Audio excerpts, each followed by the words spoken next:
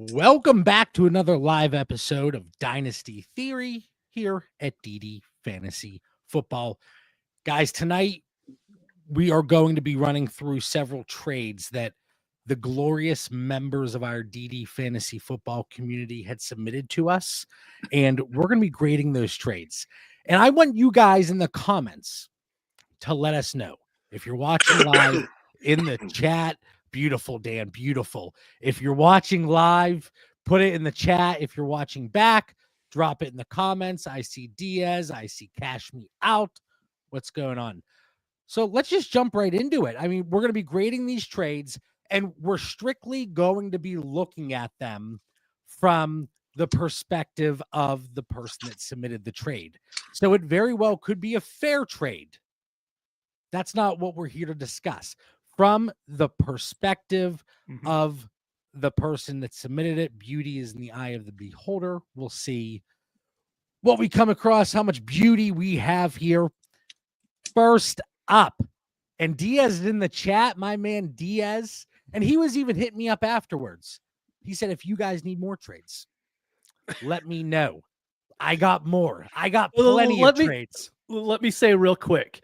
I got all the DMs. I put all the graphics together and everything. And there were a lot of people who would give me like full-on paragraphs on their team build, their thought process. And I'm like, that's great.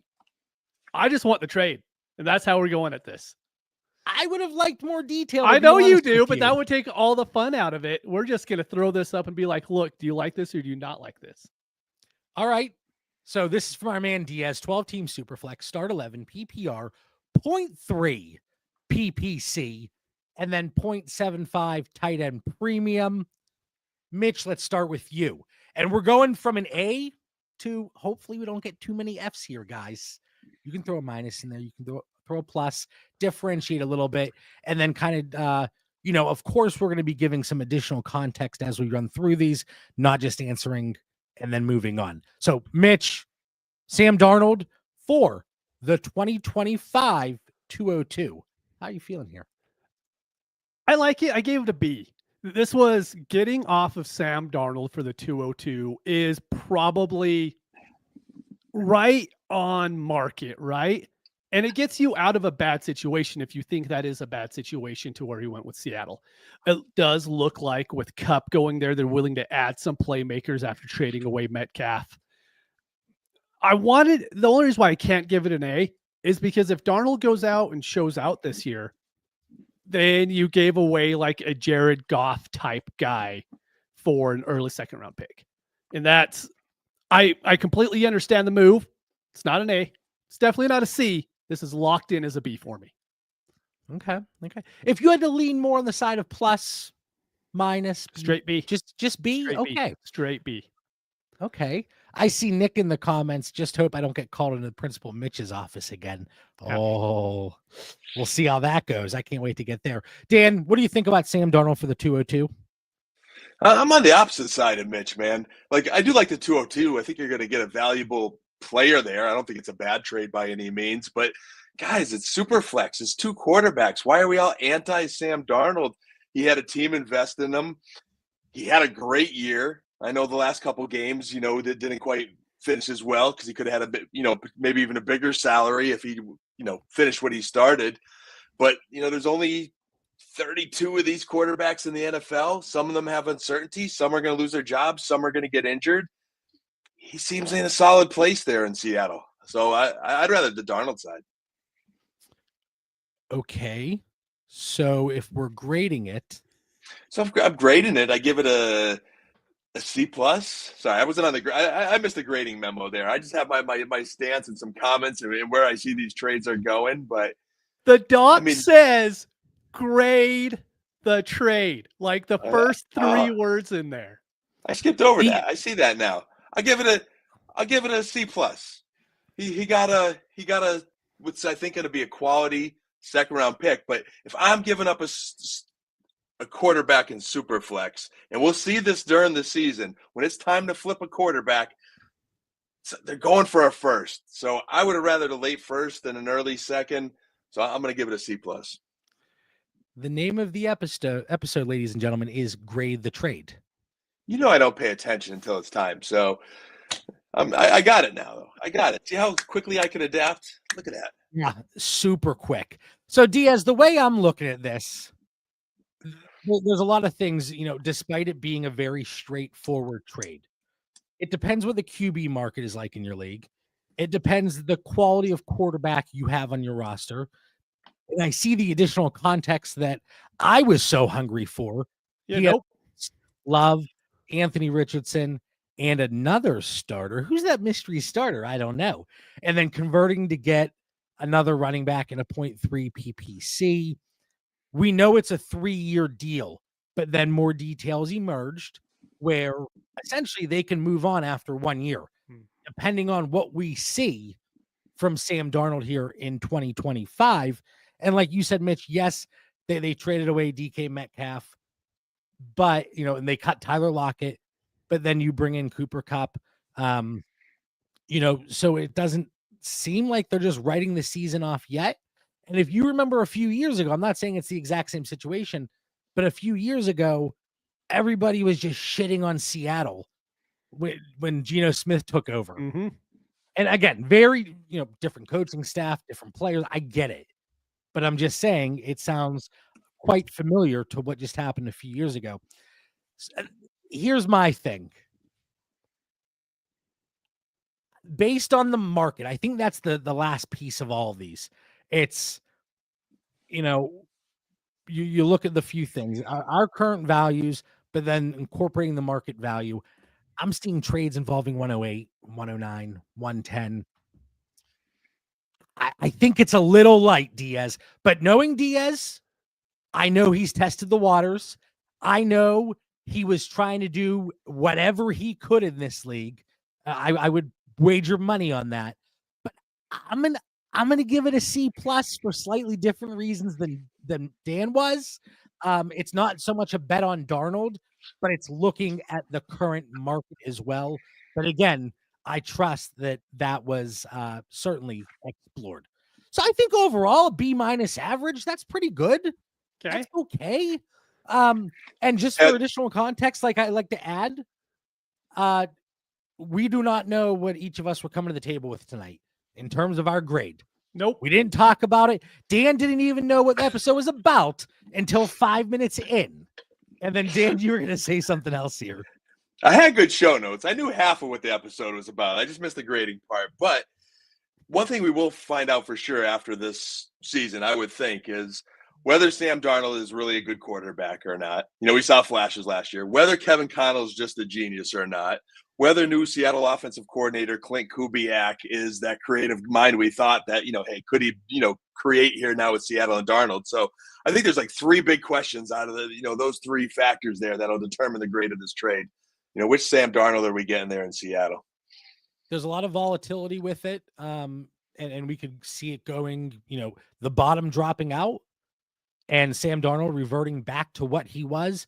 The clock strikes midnight. The carriage turns into a pumpkin or whatever. What is that right? Is that what happened?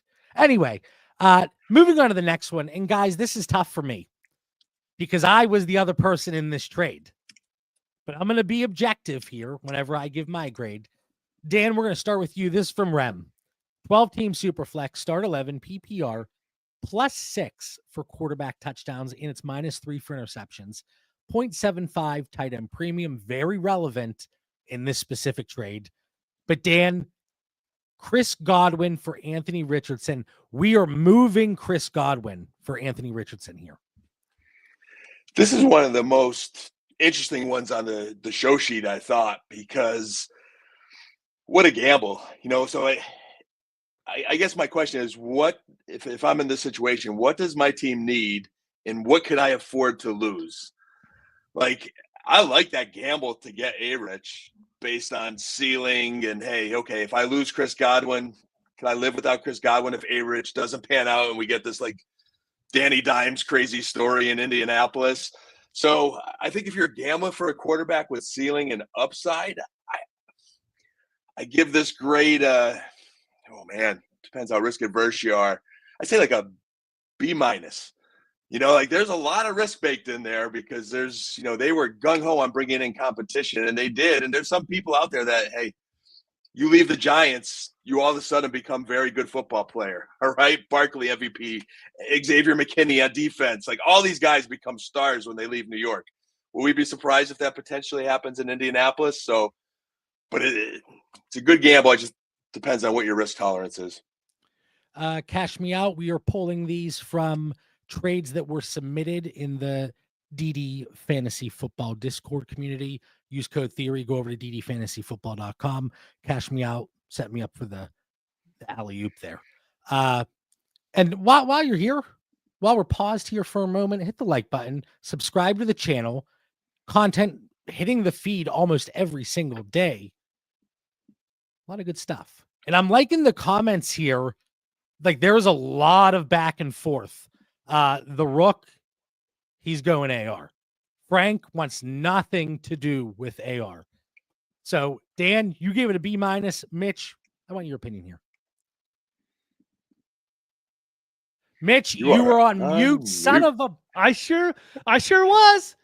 The reason is because I was texting Dan about something. I was doing a little bit off on the side. It's all right. It's all right. I gave it a B-. Mitch, before you get into that grade, I just got to say, JB, as a coach by trade, right? When it is game day, everything has got to be spot on for the players, all right? You work the players hard every day until game day. Then you cater them. This 9:45 delayed start, I think it's thrown us off a little bit. That's all. It did. Yeah, it did. That's definitely my problem. The whole 9:45 start, definitely. But okay, here's the thing. C-. I almost went with a D. I don't believe Anthony Richardson's gonna be a starter for more than 6 or 7 games this year. I think the Colts, kind of laid it out when they gave all that upfront money to Daniel Jones, because there is a strong chance that he starts this year. My hope, Anthony Richardson goes out, proves us all wrong. He has a great year. You never want to see young guys just never be able to fully get it together on the field. But as of right now, I cannot add any Anthony Richardson to my teams, especially for a Chris Godwin type player. Now, okay, again, I am on the other side of this. You are. I was wondering what you were going to do with this one. I traded Anthony Richardson for Chris Godwin here. Rem, he has access to my cross-positional tiers also over at DD Fantasy Football. So seeing where I have guys and maybe taking advantage of me based on the comments, it seems like it's a 50-50 coin flip. So I am also lower on Anthony Richardson. I think the range of outcomes we talk about the floor with Sam Darnold, it's just as low with Anthony Richardson. And does he go down maybe a similar career, arc where he sits a while and then he gets an opportunity elsewhere if things don't pan out? The Daniel Jones 1-year deal, it's significant money to truly be able to come in and to be able to compete for that starting job.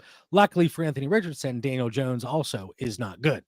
So it could flip back. Yes. But with additional context is my middle name. Okay. Rem's team, it's bare bones. It is just littered with 2025 and 2026 rookie picks. Chris Godwin is not helping that specific team at the age of 29. It's a pure upside play. Ultimately, in 2 years, they're both probably zeros, right? Very well could be. I give it a B- for Rem. Even though if you would come to me and say, John, Chris Godwin or Anthony Richardson, I made the move. But I absolutely get taking the shot here on Anthony Richardson due to roster construction. Could he have gotten a 2-3 swap out of me as well? There might have been a little left on the bone, and that kind of goes back to the Sam Darnold trade I talked about. But, but it's certainly an interesting one. But Anthony Richardson, one of the most divisive players across the board when it comes to Dynasty Fantasy Football. I would just say too, JB, like I'm with you guys. I don't think any of us are on Anthony Richardson, but if you just need to roll the dice, that's a nice dice roll there. Like the upside is there if he does kind of find his way. I think what you hope is the Colts, hey, they invested a high draft pick very recently on this guy. So I think they're still invested in him. They're just hedging their bets with Danny Dimes this year. I would try to get them both on my roster. So after moving Godwin to get A-Rich, I would try to protect myself and get Danny Dimes somehow. All right, Mitch, starting with you on this one. So we got this from D. 12-team Superflex, start 12, PPR, +6 quarterback touchdowns, 0.5 tight end premium.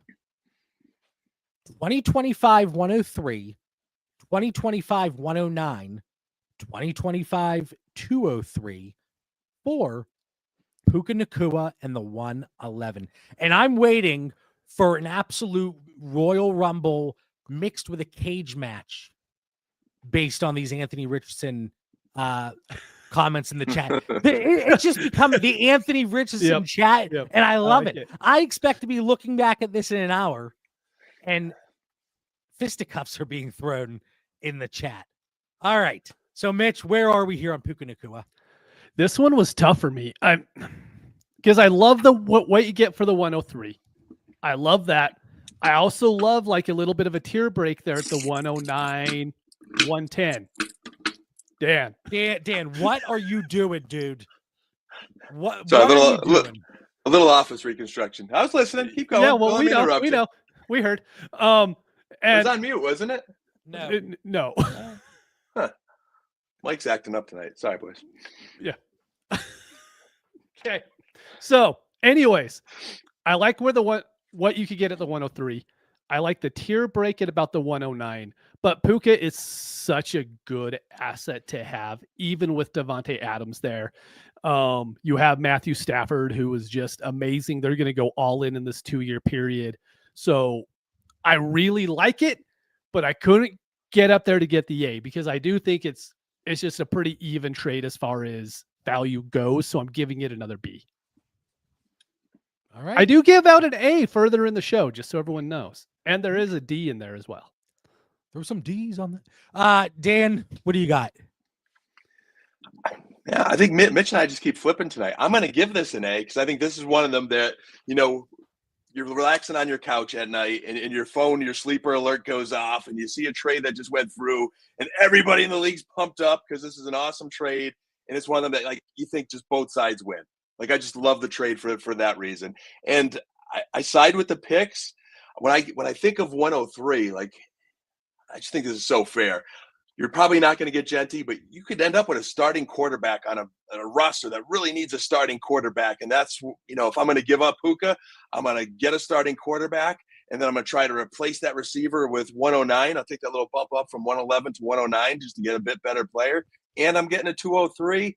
I like it. Love Puka, but I like that return of draft picks. I give that an A. That's just a winning trade.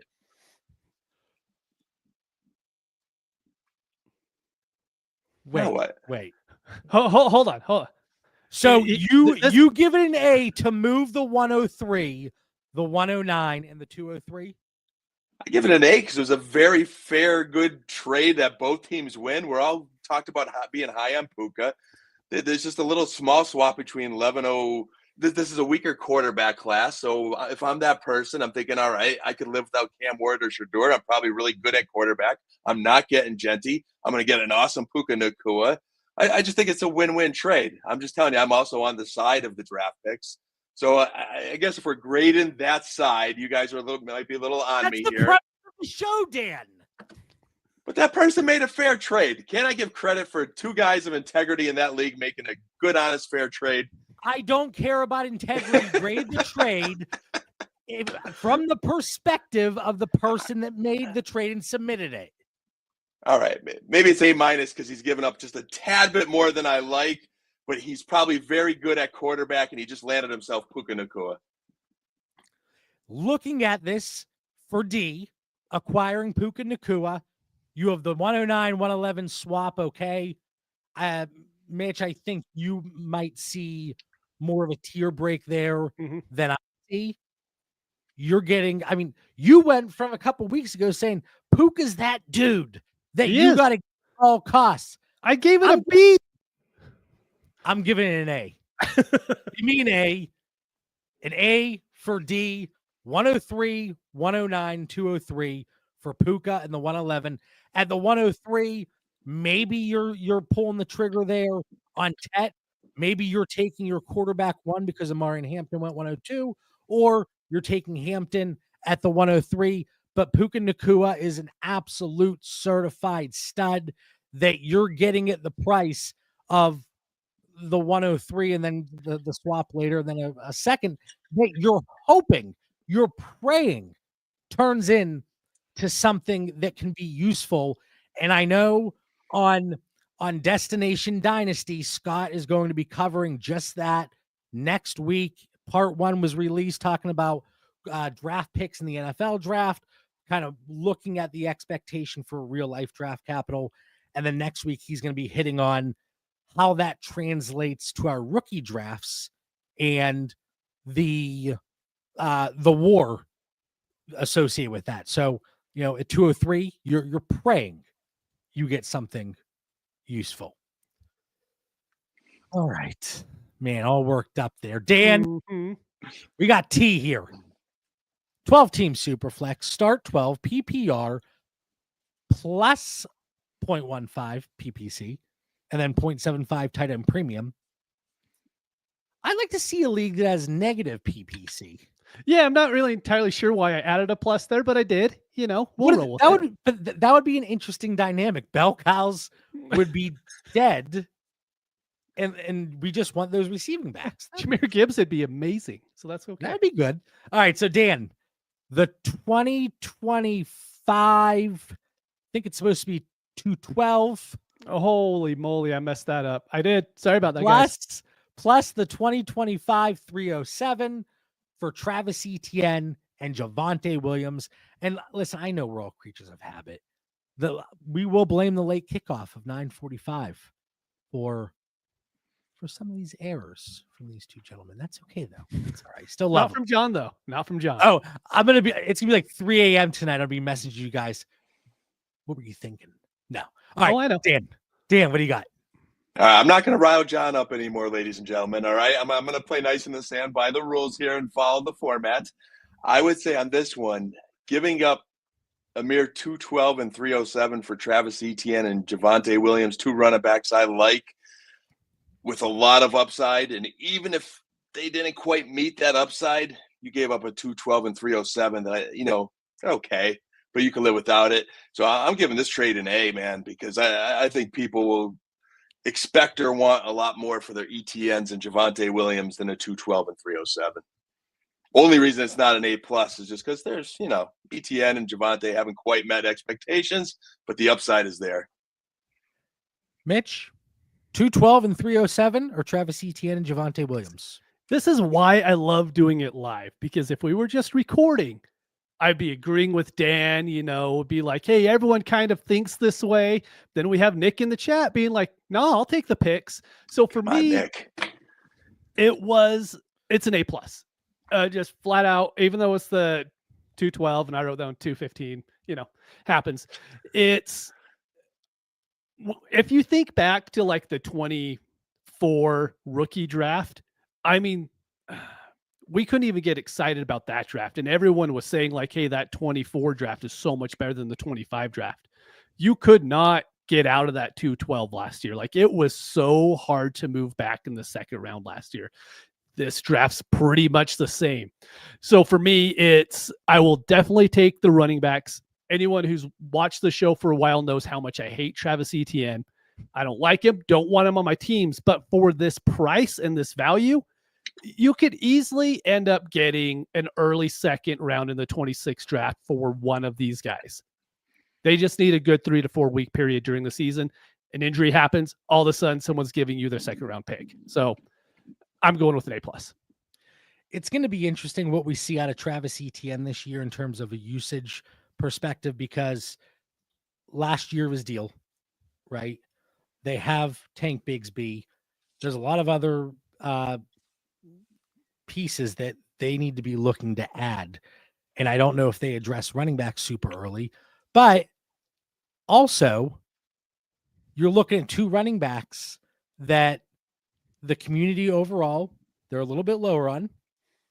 Travis Etienne, he has that pedigree. He has that baseline of being a highly sought after running back, obviously a little bit older now in the dynasty landscape at the old crippled age of 26. But you look at Javonte Williams as well. Right now it's Javonte and Miles Sanders. The expectation, the hope, and this is every year, that the Dallas Cowboys will take a running back and utilize them super early in the draft. What if they don't, though? It's Javonte and Miles and a 6th or 7th round running back, and you spent the 212 and a 307 for 2 guys that who certainly have their warts. There's no doubt about that. But there is upside there. Or the Jaguars take an early running back, Cowboys take an early running back, and you're like, well, I wasted that 212 and 307. From a value perspective, I prefer the ETN side. Certainly always risk in acquiring running backs, especially at this point in the offseason. But, I think this is more than a fair price. Again, if you're just tuning in, the 212 and the 307 for Travis Etienne and Javonte Williams. I'm going to give it a B-. All right, throw your flag. I was waiting for how long John was going to go, because you had that flag up and John I thought he was going to go for another 5 minutes just to have you hold it for just that much longer. Hey, this is the plot twist of the night, though, boys. Fresh off of watching John Cena as a bad guy. This flag is not against John Bauer. I'm turning against the fans, just like John Cena did tonight, all right? I see in that chat over there the Rook talking about the Cowboys O-line and washed up running backs. These guys are in their mid-20s. And Frank over there missing Rico. We're not going to miss Rico, Frank. Trust me as a Dallas fan. But the O-line is good. Neither of these running backs are the mid-20s. They are not washed up. There is ceiling here. It was 1 year ago that Travis Etienne was almost top-tier running back. So, gentlemen, in that chat there, don't make me turn on you again. That was the most innocent threat I've ever heard. Don't make me turn. Oh, man, John Cena turning heel. Can't believe it's a sensitive topic here after 25 years with my boy turning heel.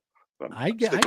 I get it. All right, from JH, 16-team Superflex, start 11, PPR, extra point for tight ends, Jordan Love, Devon Achane for JJ McCarthy, Josh Downs, Pat Freiermuth, 2025 108 and 2025 203. Again, 16 teams, start 11, deeper league. Mitch, where are you on this one?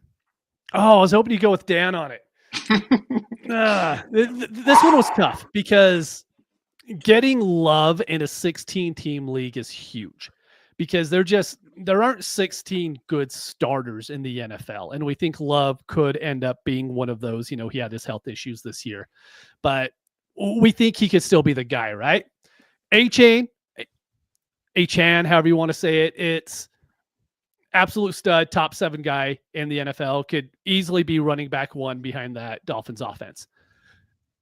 But in a 16-team league, you have 5 starters here. You could probably trade those picks and get more starters out of them. So for league settings, I went with the B+ on this one, because for all intents and purposes, you're getting 5 starters. You're giving up 2, one of them being elite, one we're hoping is a stud. It's really hard to get those studs, but you're also getting the 108 in a 16-team league, which is pretty huge. That 203 is pushed back in the 16. It's really, like a mid to late second round pick in a 12-team league. It's tough, man, right? You want B+. B+ here. So one of those two where if I saw this in a 12-team league, I'm like, oh, great, you got a whole bunch of roster fodder and you gave up Love and Achane, right? 16-team leagues are different. I recommend everybody get in a 16-team league. They are fantastic. Until you have to start to fill orphans and there's a huge gap between the haves and have-nots, then it gets a little more difficult, especially if it's on my fantasy league. All right, Dan, what do you got? This is a very intriguing trade, and it's conflicting, kind of like Mitch said. I'm happy he did go first. I almost want to hold until we see where Aaron Rodgers signs. Like, I would really feel bad about this trade if he went to Minnesota, and then I get J.J. McCarthy, and now I've just kind of got that doubt creeping in my head. 16-team leagues, I'm with Mitch. My favorite leagues are the 14. But Dan, if we have Aaron Rodgers' resolution, is this deal possible? If we know Rodgers that ship has sailed in Minnesota, it sounds like maybe it's a one-sided love interest, possibly. But that's why I'm okay waiting, JB. And as much as we all love trading, and I know this is a trade show, this is where I kind of say just hold.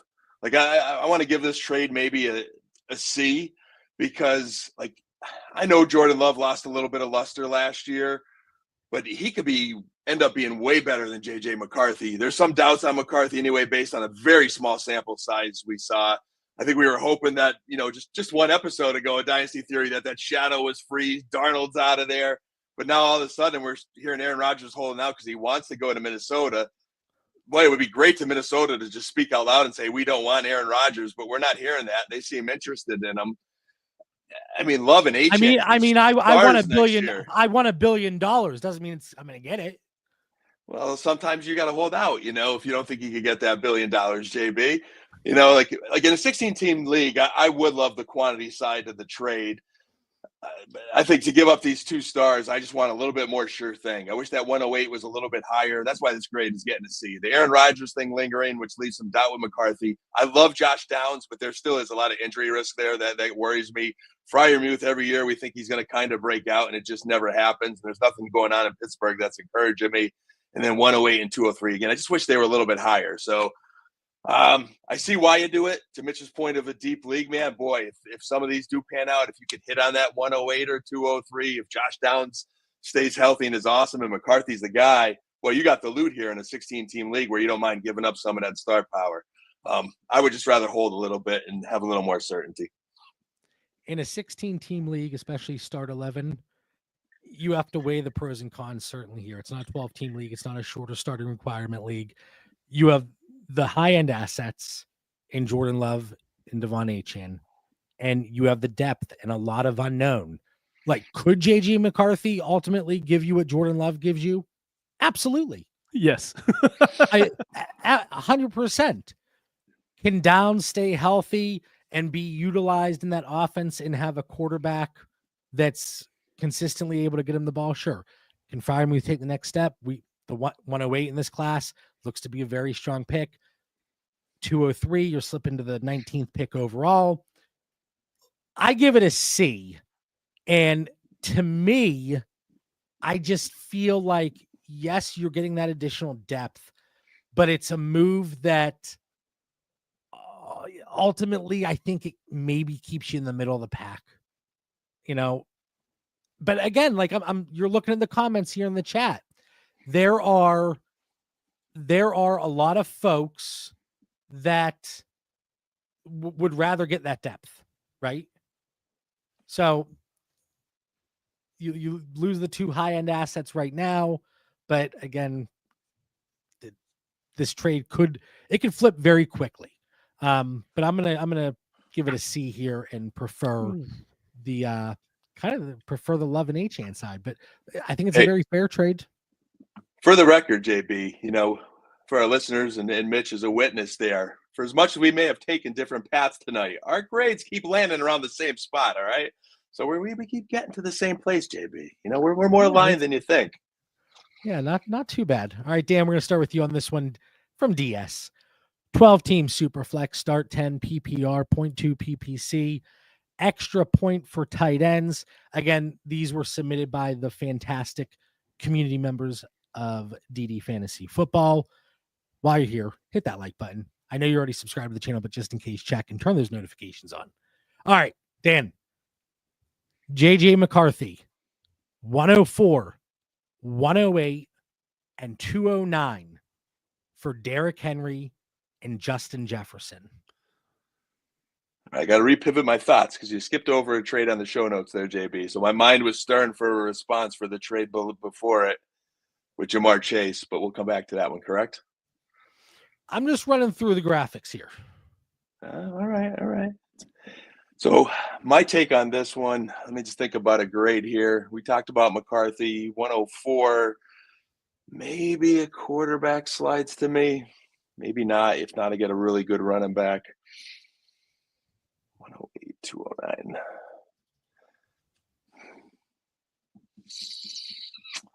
I'm going to give this a C plus, JB.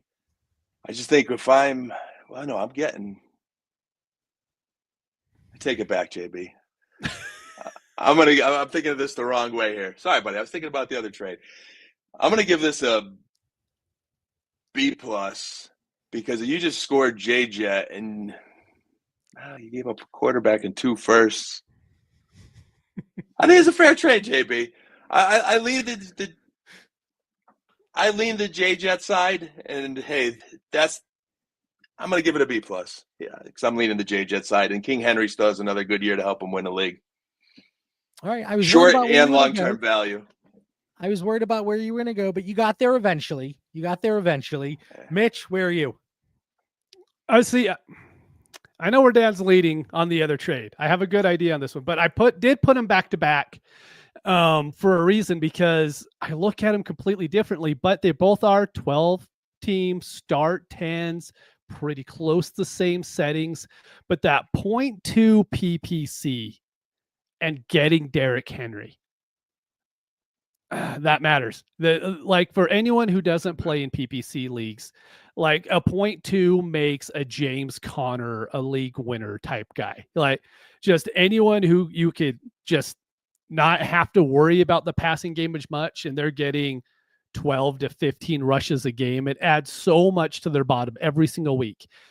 I'm going to go C on this one. And the reason behind it is I'm not the guy who's going to come out and say JJ McCarthy is going to do the exact same thing that Sam Darnold did his first year.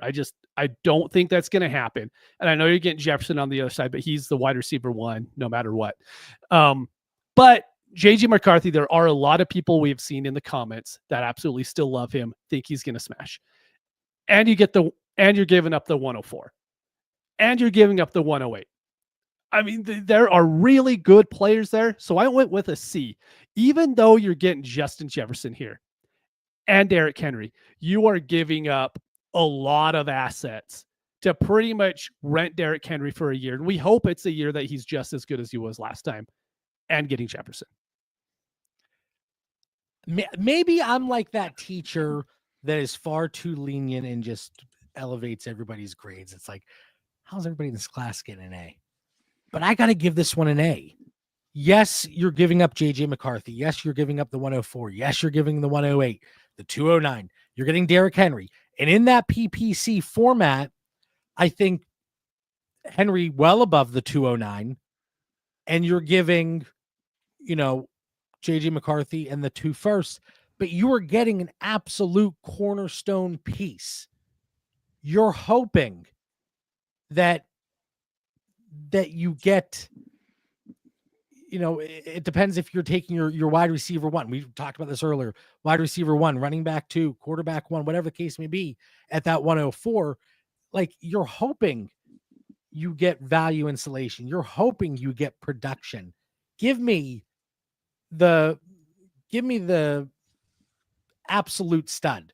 And I don't have additional context for this trade, but I would like to think if you're making a move in March and getting Derrick Henry, and you have the ability to package up a JJ McCarthy with those 2 juicy 2025 firsts, then you're probably set at quarterback, I hope. Or, maybe you're just looking to make a move because you're bored and it's March. Could be either one, but I'm going to give it an A. So the context works in both ways. I will let you know this person does have Josh Allen and Jaden Daniels, but they are not competing next year. There's no way. So they are getting Henry. They're going to be able to move him, and they have a lot of picks, but that's not fun to add all that in. I'm still Because then going with the everyone guy would right get an A because John would be like, well, with the context, you get an A. You get Well, an here's A. the thing. Here's the thing, too. Everybody gets an A. Nobody's going to submit a trade that looks like absolute dog shit. Exactly. I mean, I know I wouldn't. Right? Right. All right. Mitch, let's start with you. Kind of a similar format here.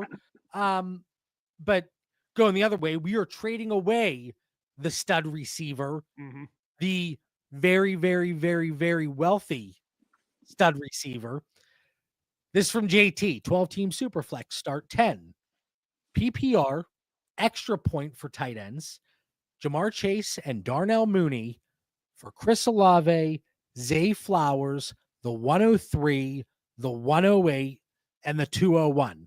Can I just say, is it fair to say, it's kind of rhetorical because I think that answer is yes, that this makes that Jefferson deal look even better?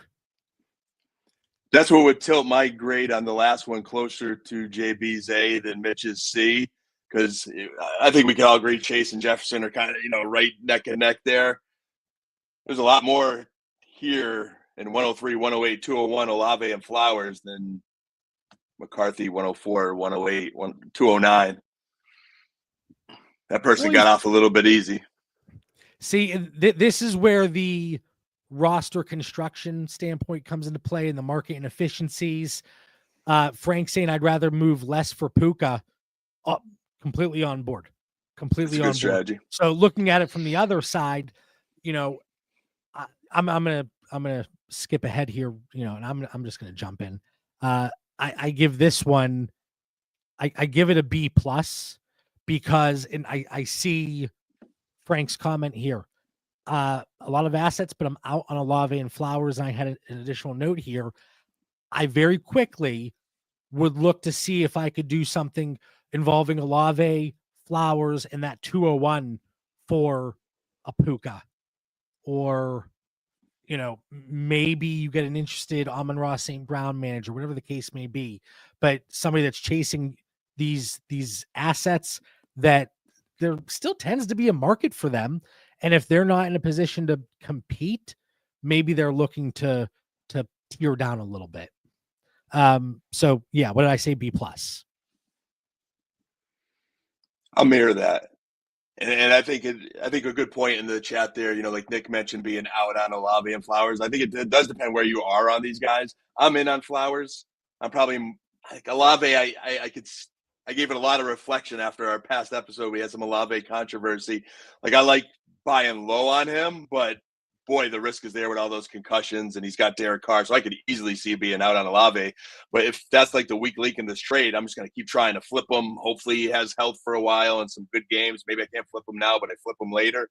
But I do love Flowers, and I think if you're a rebuilding roster, to get a 103, a 108, and 201, and those two receivers, you got a lot of pieces that your roster needs.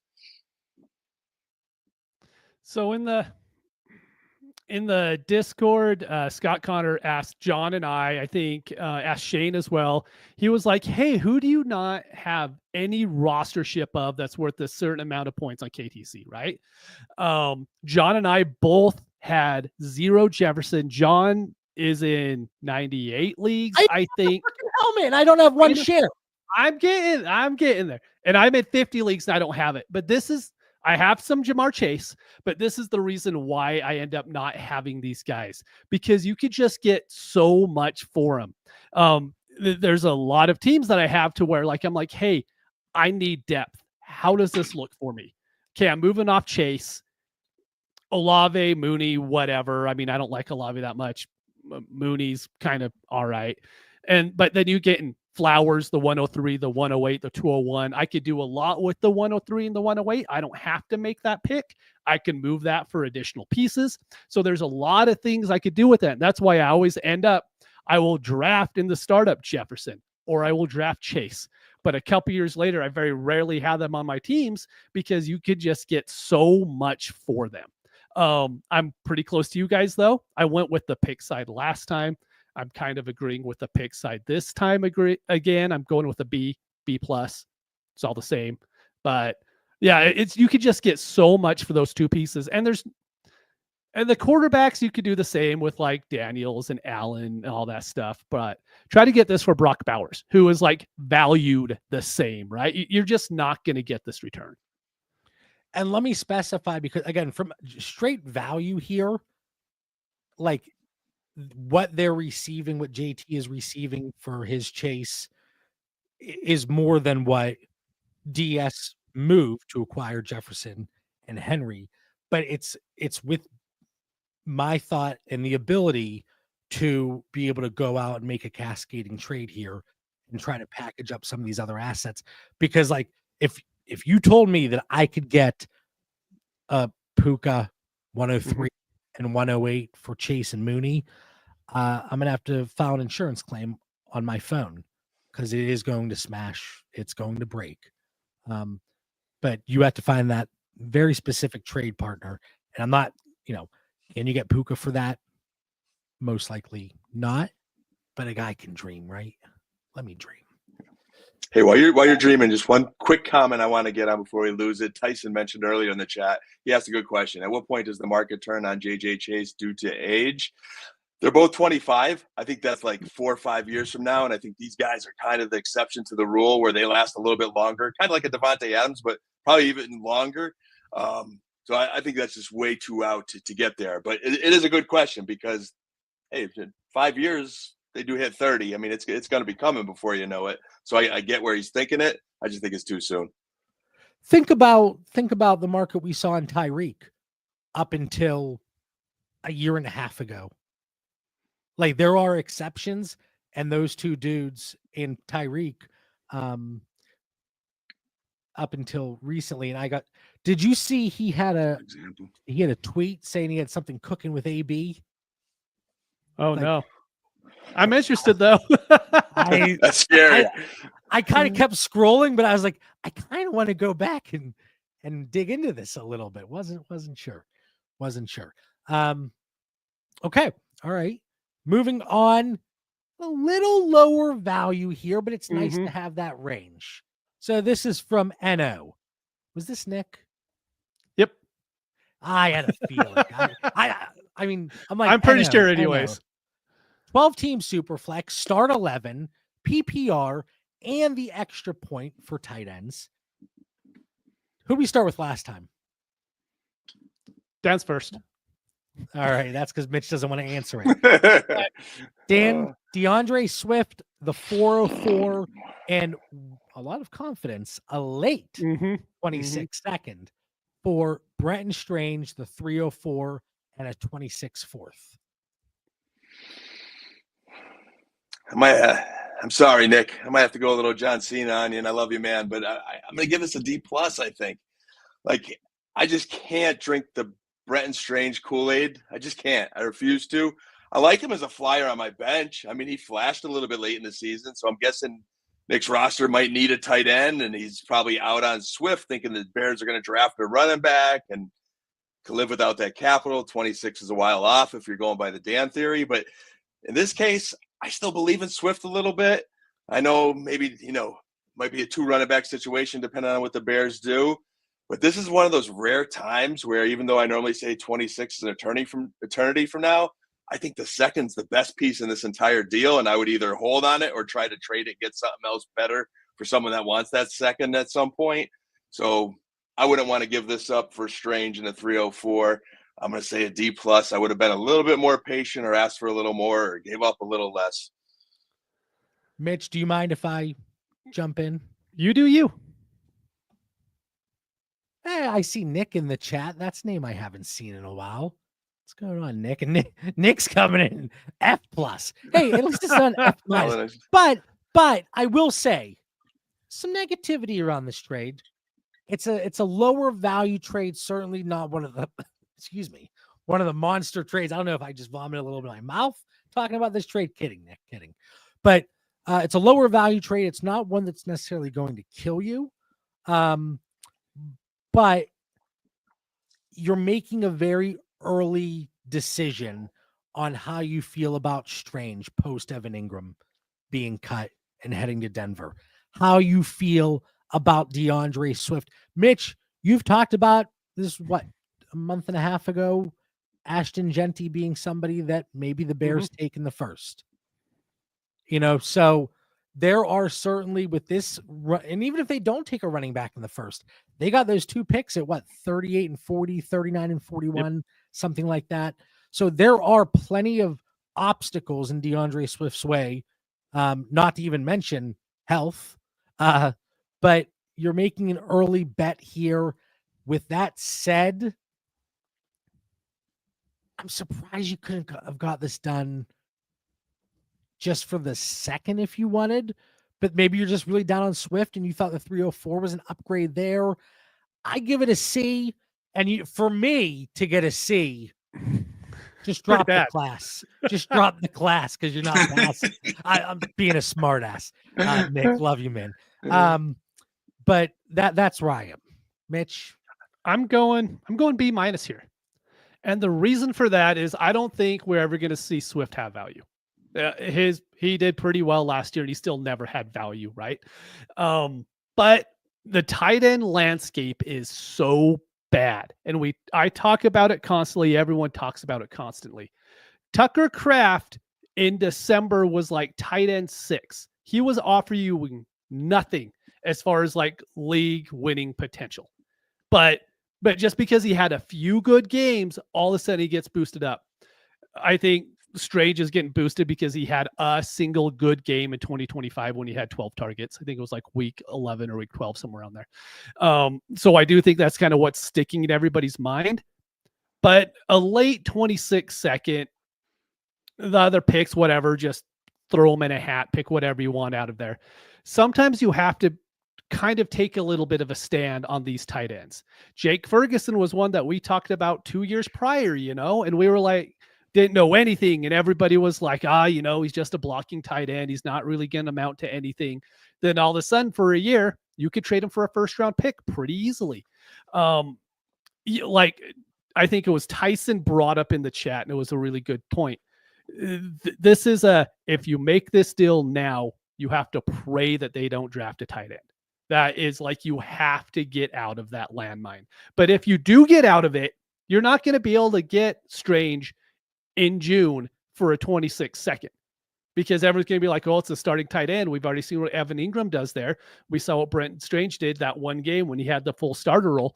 So this is someone who, if they don't draft someone, that value is going to keep climbing and climbing, and, basing it off a late 26 second, I'm fine with that. If we're incorporating the price to acquire, and again, I know Nick, very well through our leagues. Mm-hmm. He's scouring as well. Same thing we talked about with Diaz to kick off the show. But assuming price is aligns with market, and I know obviously market, air quotes, I'd much rather get Mike Gesicki at his price, Chiga Okonkwo, Juwan Johnson, than a Brandon Strange. Dude, I have lived the Juwan Johnson life. It is not a life worth living. I promise you. It's preach, not much, Mitch, preach. It's not much different. I mean, and but again, there is, because one is a second-year player and the other one isn't a second-year player. I know. He will be a third-year player going into next year. Sorry. I know. There's a lot of asterisks. Ooh, that was a struggle to throw around here. I mean, it is, man. Yeah, I gotta say, JB, like, that's one thing. When we look at that tight end position, like those recycled tight ends that we went through 5-6 seasons, like Mitch said, I lived Juwan Johnson. I think our listeners could probably give a ton of tight end examples. Brent Strange at least does give you hope, and I'll give Nick, some creds on that. Hey, if you have conviction in a guy, 6'4", 253, he's got good tight end size. He's only 24 years old. Penn State's produced tight ends historically. Jacksonville did use a second-round pick on him, late second, but they used a second round, and they had enough conviction to let go of Evan Ingram. There's at least enough indicators there to say, hey, I'm going to roll the dice. And that 304 he got in this year's deep offensive draft, there's some guys around 304 that I hope to get that, just might catch lightning in a bottle there. So, again, I gave it just a little bit lower grade only because I think I would have liked to see Nick toggle a little bit in the negotiation process there and try to just squeeze it a little bit more in his favor. But I do like his conviction. Maybe get some fab thrown in. I don't know. But now you're talking, JB. This is one where we could look back in a year and think, how did this get done? Mm-hmm. Guys, Trey McBride was getting thrown into deals for nothing. Scary. Nothing after year one. One of my favorite trades, and don't make me go through all the bad ones I made because we don't have enough time. One of my favorite trades, 2 PPR for tight ends. I was able to move Juju Smith-Schuster for Trey McBride at the beginning of his second season. I go to bed every night thinking about that trade. I wake up with a huge smile on my face thinking about that trade. Every other minute of the day, I think about every single one of my bad trades, and God, there isn't enough time in the day. All right, last trade here. I could ramble on forever. From KJ, 12-team Superflex, start 10, PPR, 0.25 PPC, elevates the running backs, 0.75 tight end premium. Mitch, I want to start with you. Okay. Tyrone Tracy and Daniel Jones, who, like you said, could be taken over after week 6, but let's not make this about Anthony Richardson necessarily. So Tracy and Daniel Jones for the 2025 111. I want A-. I had a hard time going the straight A on this one. I mean, it's great value that you're getting for these two guys, right? And a large reason of it is Tracy can just be replaced. I mean, they could easily go out the 3rd round this year and replace Tracy. But Tracy is good enough to where if they don't do that, all of a sudden he's worth an early second by himself. Daniel Jones could end up being the starter who ends up being worth an early second, and that's probably worth a lot more than the 111. So getting that 111 is fantastic. I do think you probably could have got a 3rd thrown on. You could have gotten something additional there for these two players.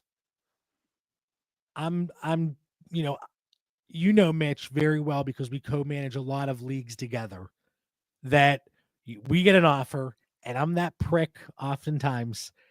You're like, hey, let's accept. And I'm like, well, wait a minute. Maybe I can get a 2028 10th round pick thrown in. Not all the time, but this is one. If I had this come across my email, my inbox, I'm hitting accept, no questions asked. I give this one an A. I think it's a fantastic trade here for KJ. And this is not necessarily anti-Tracy. I like Tyrone Tracy, but you look down the stretch last year, it was replacement level numbers. Because he was injured. Feels a little bit like Dameon Pierce after his rookie year. If you want to throw the flag on me, throw the flag and don't make the snide comment, Dan. Flag thrown, JB. All right. Maybe ever since I turned heel like Cena, my grades are just, getting, I don't know, they're getting worse. But I'm like a D+ on this one. I just think this is one of those trades that you could regret at the end of the day. I liked watching Tyrone Tracy last year, even though I hate the Giants and that's a dysfunctional organization. Apologize to the Giants fans out there. But he's a good receiving back that showed he could run the ball. He had some injuries that were concerning, but he looked good. In year 2, he's going to be 26 years old. Yeah, he is older. He's in a weird trajectory there. Converted receiver that turned running back, and it just seemed like the Giants found something in him. Maybe that was schematic. It was the one thing the Giants could do well last year consistently. But he passed out Devin Singletary. I don't know if that's a compliment or an insult. Who knows?